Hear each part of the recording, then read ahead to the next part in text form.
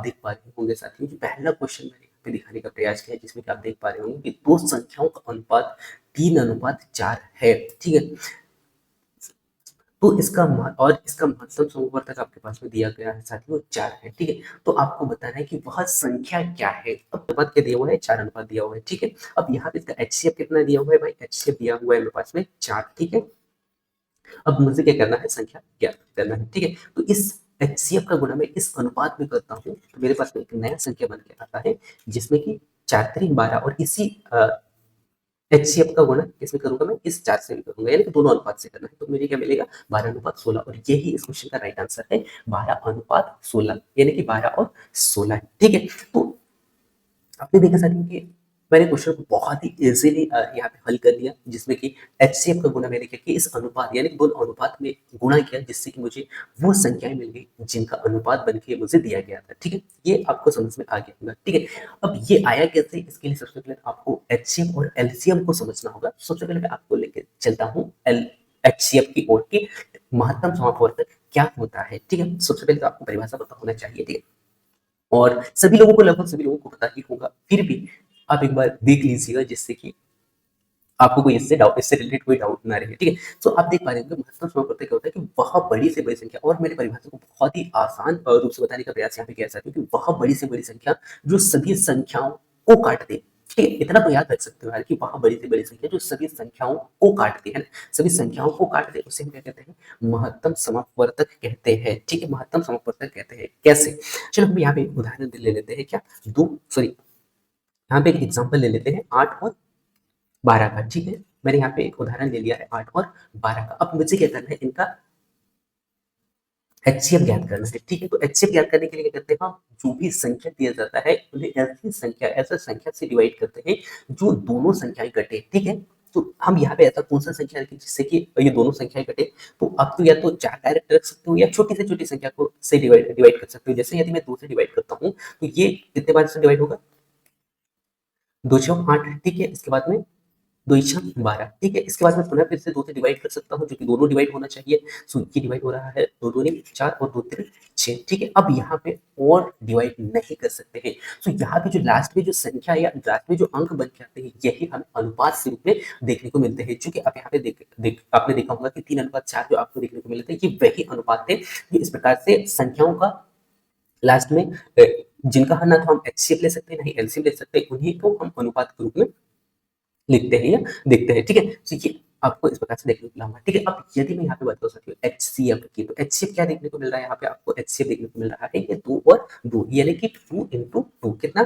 4। ठीक है, तो आपको देखने को मिल रहा होगा 2 into 2, यानी कि एचसीएफ कितना हो गया, 4 हो गया। ठीक है, तो यहाँ पे एलसीएम सॉरी एचसीएफ को निकालना आपको आ गया होगा, और बहुत सारे लोगों को आता भी है। ठीक है, मैं मानता हूँ आता है, फिर भी आप एक बार देख लीजिएगा, जिससे क्वेश्चन हल करने में आपको कोई प्रॉब्लम ना हो। ठीक है, तो यहाँ पे आपको समझ में आ गया होगा एचसीएफ का। अब मैं आपको परिभाषा के आधार पर समझाने का प्रयास करूंगा। क्या परिभाषा क्या कहता है भाई, कि वह बड़ी से बड़ी संख्या जो सभी संख्याओं को काट दे। तो यहाँ पे आपने देखा कि ये जो 12 और जो 8 और जो 12 था, क्या इस 4 से कट 4 को यानी कि 4 को काट रहे हैं, सॉरी यह जो अनुपात है, जो एचसीएफ है, क्या इन अनुपात या ये संख्याओं को काट रहा है। तो यदि आप इनसे भाग देते हो तो 4 दूनी 8, और इसके बाद में यदि मैं इस एचसीएफ से पुनः फिर से 6 को भी डिवाइड करके देखूंगा तो ये कितने बार से कट जाएगा, 4 3 12। यानी कि यदि मैं यहाँ पे कहूँ 8 हो या 12 हो, ये जो संख्या मुझे दिए गए हैं, यदि मैं इनको 4 से डिवाइड करके देखता हूँ तो ये 4 से पूर्ण रूप से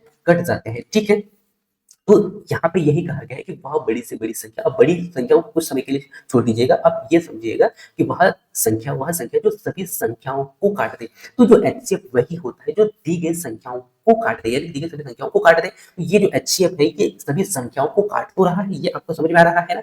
इसके बाद मैं और एक यहाँ पे एग्जाम्पल ले लेता हूँ, जिससे कि आपको और यहाँ पे अच्छा से समझ में आएगा। क्या कि यदि मैं यहाँ पे और एक एग्जाम्पल लेता हूँ, या यहाँ पे ले लेता हूँ 16 और यहाँ पे ले लेता हूँ 20। ठीक है, यदि मैं इसको डिवाइड करता हूँ ऐसी संख्या से जिससे कि ये दोनों डिवाइड होने चाहिए। ठीक है, तो मैं पहले 2 से डिवाइड कर लेता हूँ, 2 से हो जाएगा 8 दूनी 16 और ये हो जाएगा 10। ठीक है, इसके बाद में पुनः फिर से 2 से डिवाइड कर सकता हूँ, तो यहाँ पे आपको देखने को मिलेगा 2 8 ठीक है, और 2 पंचे 10। अब पुनः कैसे हम डिवाइड नहीं कर सकते, तो ये अनुपात लास्ट में जो अंक बचते हैं वो अनुपात के रूप में देखने को मिलते हैं। अब यहाँ पे इसका एचसीएफ की यदि मैं यहाँ पे बात करूँ तो इसका एचसीएफ भी क्या मिला मुझे, 4 मिला है ना। एचसीएफ क्या आया, सो एचसीएफ आया 4। अब क्या ये एचसीएफ सभी संख्याओं को काट रहा है क्या, ये हमें देखना है, क्योंकि परिभाषा तो यही कहता है ना भाई कि सभी संख्याओं को काट दे, है ना। ये एचसीएफ जो है सभी संख्याओं को काट दे, तो क्या ये 16 ये जो एचसीएफ है ये क्या 16 को काट रहा है क्या, तो जी हाँ बिल्कुल, 4 चौक 16। इसके बाद में ये जो 12 है, सॉरी 20 है, क्या ये एचसीएफ इसको काटेगा, तो जी हाँ काट रहा है, 4 पंचे 20। ठीक है, तो यहाँ पे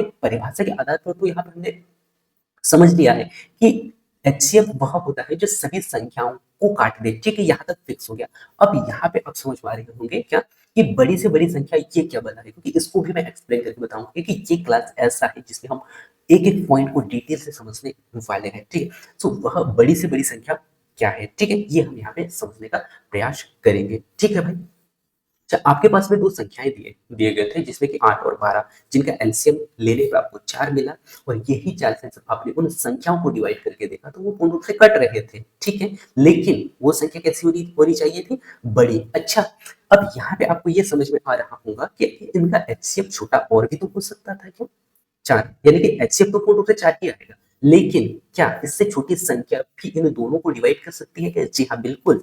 ये 12 सॉरी 2, 2 से भी ये दोनों डिवाइड होंगे, कैसे, जैसे आपके पास में 8 और 12 है, तो इस 2 से भी तो ये डिवाइड हो रहे हैं, जिसमें कि 6 आ गया और इसमें 4 आ गया, तो आप तो ये भी कर सकते थे ना कि इसका ये जो 6 भी इन दोनों संख्याओं को डिवाइड करता है, और 1 से भी यदि आप डिवाइड करके देखोगे तो ये 1 भी दोनों को डिवाइड करेगा, वो चाहे 8 हो या 12 हो, स्वयं से 1 से भी डिवाइड होंगे, एक एकम 1 से, और स्वयं से भी सॉरी 1 से भी दोनों डिवाइड होंगे। तो यहाँ पे तो आपको देखने को मिला होगा 1 और 2 भी, लेकिन लेकिन परिभाषा क्या कहता है भाई, कि परिभाषा कहता है कि सबसे बड़ी से बड़ी, यानी कि वह बड़ी से बड़ी संख्या होना चाहिए जो सभी संख्याओं को काट दे, बड़ी संख्याओं को काट दे लेकिन बड़ी हो, ना कि ये छोटी हो। ठीक है, तो यहाँ पे छोटे को नहीं लेते हैं, यही एक परिभाषा में बहुत बड़ा अंतर आपको देखने को मिलता है। संख्याओं को काटे तो सही, लेकिन बड़ी संख्या हो जो इस दी गई संख्याओं को काटे। ठीक है, तो यहाँ पे आपको समझ में आ गया होगा परिभाषा के आधार पर कि यदि समाप्त यानी कि महत्तम समापवर्तक यानी कि एचसीएफ आपसे पूछा जाए तो आपको याद रखना है भैया कि वह बड़ी से बड़ी संख्या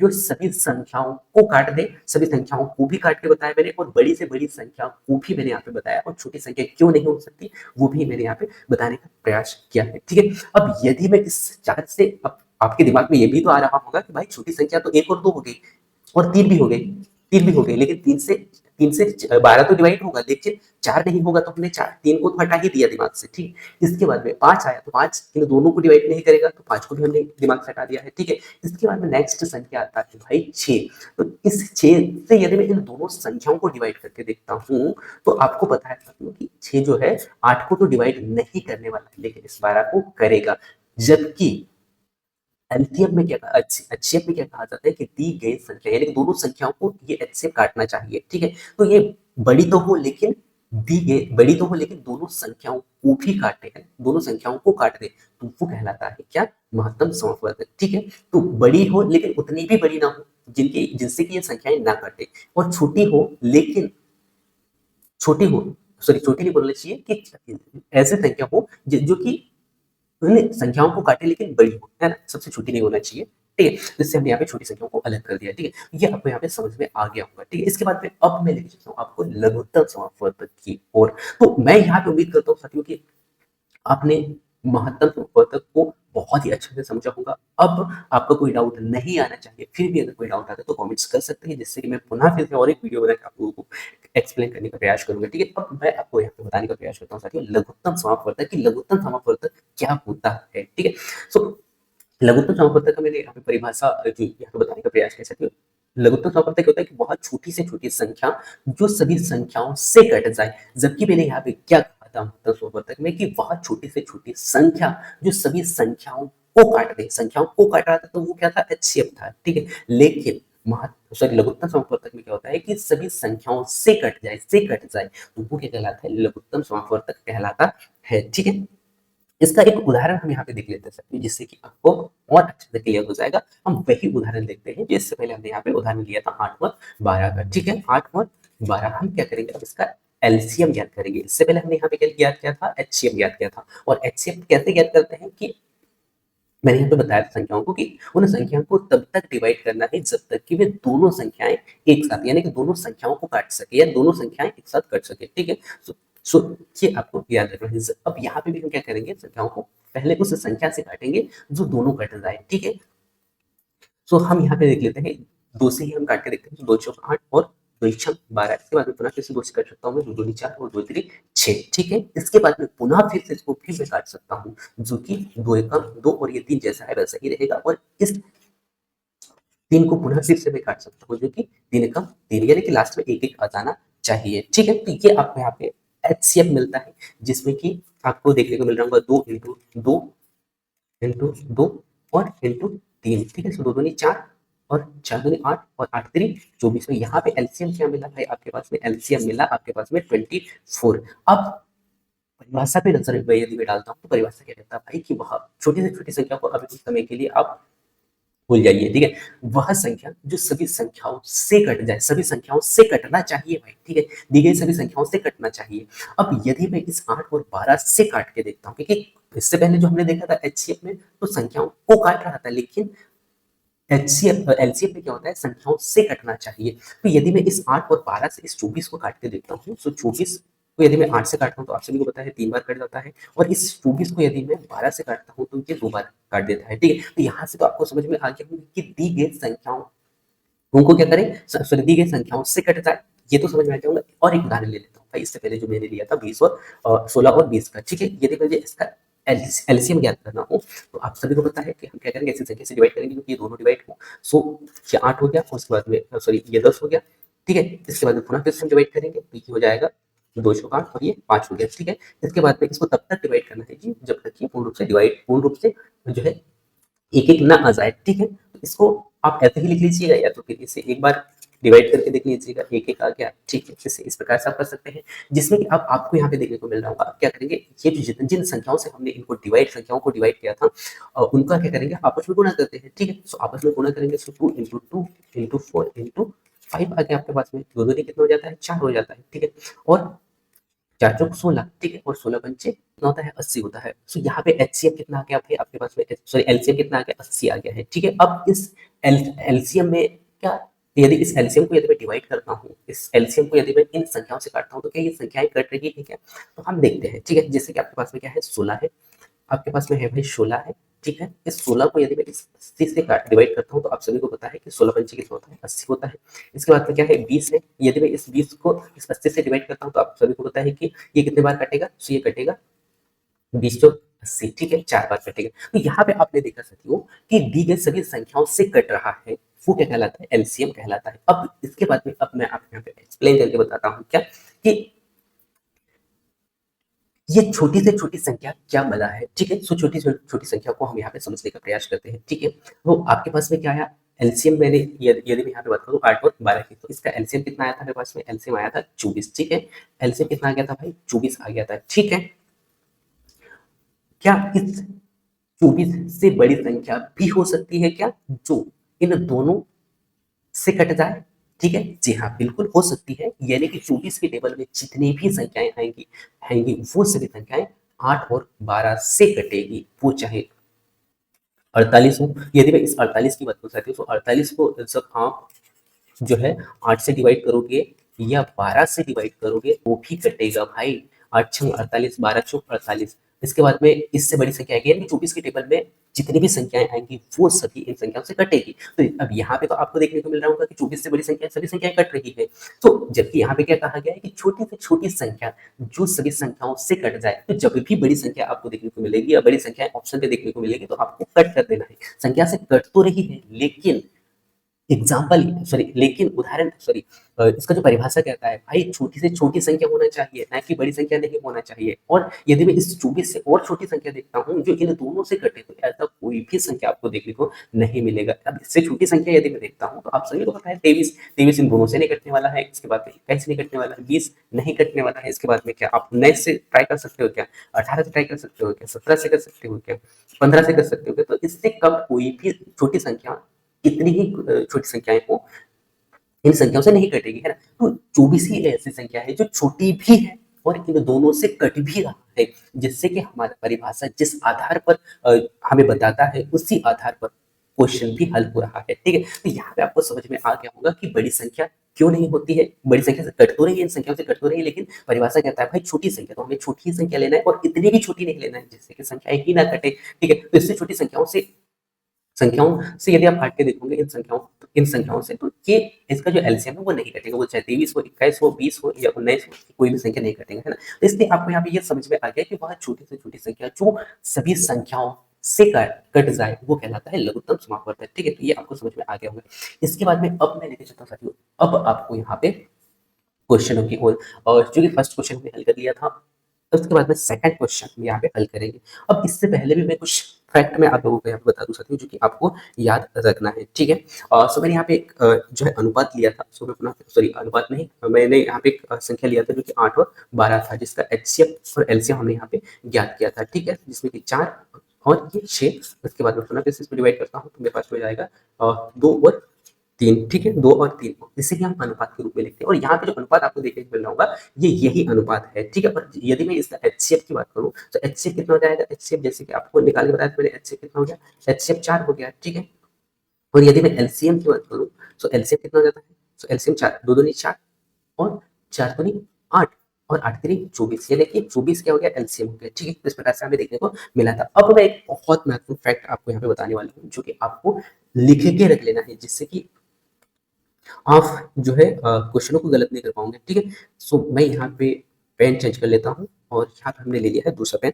अब यहाँ पे पहला पॉइंट आपको याद रखना है साथियों, क्या कि जब भी आप इन अनुपातों का, जब भी आप इनको ए और इसको हम बी मान लेते हैं कुछ समय के लिए, जिससे कि आपको जो पॉइंट मैं आपको बताने वाला हूँ वो समझने में आसानी होगी। ठीक है, जब भी इन अनुपात को, इस अनुपात में एचसीएफ का गुणा करते हो तो क्या मिलेगा आपके पास में, एलसीएम मिलेगा। अब मैंने क्या कहा भाई, हम मान लेते हैं ए अनुपात बी या ए अनुपात बी, ए इंटू बी का गुणा आप किससे करते हो, एचसीएफ से करते हो, सॉरी एलसीएम एचसीएफ से करते हो, एचसीएफ से करते हो तो आपके पास में क्या मिलेगा, एलसीएम मिलेगा। जब भी आप अनुपात, ये जो अनुपात दिया रहेगा उस अनुपात में एचसीएफ का गुणा करते हो तो भाई आपके पास में मिलता है एलसीएम। अब कैसे, ये कैसे, मैं आपको प्रूव करके दिखाता हूँ। तो आपके पास अनुपात क्या है भाई, आपके पास अनुपात है 2 इंटू 3, यानी कि 2 अनुपात 3 है। ठीक है, इंटू में लिख लिया मैंने। अब यहाँ पे एचसीएफ से गुणा करूंगा मैं, तो एचसीएफ कितना दिया हुआ है मेरे पास में, 4 दिया हुआ है, जो कि आप मैंने यहाँ पे निकाल के बताया है। तो जब भी मैं इस एचसीएफ अनुपात में एचसीएफ का गुणा करूंगा तो एलसीएम मिल जाएगा मुझे। ठीक है, सो आप सब अब यहाँ पे हल करते हैं, 3 दूनी 6 और 6 चौक कितना हो जाता है, 24 हो गया। ठीक है, अब यही 24 का ये 24 आपको एचसीएफ के रूप में देखने को मिल रहा है। जी हाँ बिल्कुल, तो यहाँ पे आपको समझ में आ गया होगा कि जब भी अनुपात में आप एचसीएफ का गुणा करोगे तो आपके पास में एलसीएम मिल जाएगा। ये आपको नोट करके रख लेना है। ठीक है, इसके बाद सेकंड पॉइंट आपको मैं बता दूं साथियों कि जब भी आप एचसीएफ सॉरी जब भी आप अनुपात में क्या करेंगे, हम अनुपात में, जब भी हम अनुपात में एचसीएफ का गुणा करेंगे, हम क्या करेंगे अनुपात में, दोनों में है ना, एचसीएफ का गुणा करेंगे, एचसीएफ का गुणा करेंगे तो आपके पास में क्या मिलेगा, वह संख्या मिलेगा। ठीक है, वह संख्या मिलेगा जो हमें दिया गया था। क्या, कैसे, अब एग्जांपल के तौर पे देखते हैं। आपके पास में अनुपात क्या दिया हुआ है भाई, अनुपात दिया हुआ है 2 अनुपात 3। ठीक है, अब यदि मैं इस एचसीएफ, इन अनुपात में एचसीएफ का गुणा करता हूँ तो अनुपात अनुपात सॉरी एचसीएफ कितना दिया हुआ है मेरे पास में, 4 दिया हुआ है। ठीक है भाई, 4 इस दोनों में गुणा करता हूँ तो आपको पता है 4 सॉरी 4 दूनी कितना हो गया, 8 हो गया, और ये 4 3 12। ठीक है, तो ये संख्याएं मिल गई जो हमें दिया गया था। ठीक है, तो यहाँ पे आपको क्या याद रखना है कि जब भी आप अनुपात में गुणा करोगे तो बस संख्याएं मिलेगी जिनका अनुपात में बन के मिला हुआ है। ठीक है, तो ये सेकंड पॉइंट आपको याद रखना है। थर्ड पॉइंट जो बहुत ही वेरी वेरी इंपॉर्टेंट है, और थर्ड पॉइंट पे आपको याद रखना साथियों, जो कि है कि जब भी आप पहली संख्या और दूसरी संख्या, यानी कि ये संख्या जो है ना एक्स और वाई, जब भी आप पहली संख्या और दूसरी संख्या का गुणा, जब भी आप पहली संख्या और दूसरी संख्या का गुणा किससे करते हो, गुणा करते हो, और जब भी आप एचसीएफ और एलसीएम का गुणा करते हो, एलसीएम का गुणा करते हो, तो इन दोनों का गुणनफल कैसा हो जाता है भाई, समान आता है। पुनः फिर से बताता हूँ मैं कि जब भी आप पहली संख्या और दूसरी संख्या का गुणा करते हो, या मैं ये कह सकता हूँ कि पहली संख्या और दूसरी संख्या का गुणा एचसीएफ और एलसीएम का गुणा के बराबर होता है। ठीक है, ये आपको याद रखना है। कैसे, अब एग्जांपल लेते हैं हम। पहली संख्या हमारे पास में 8 और इसी प्रकार हम 12 ले लेते हैं, तो 12 दूनी कितना हो जाता है, 24, आप सभी को पता है। ठीक है, यदि मैं एलसीएम और एचसीएफ की बात करूँ, सॉरी 12 कितना हो जाता है भाई, 12 96 होता है, 96, ठीक है।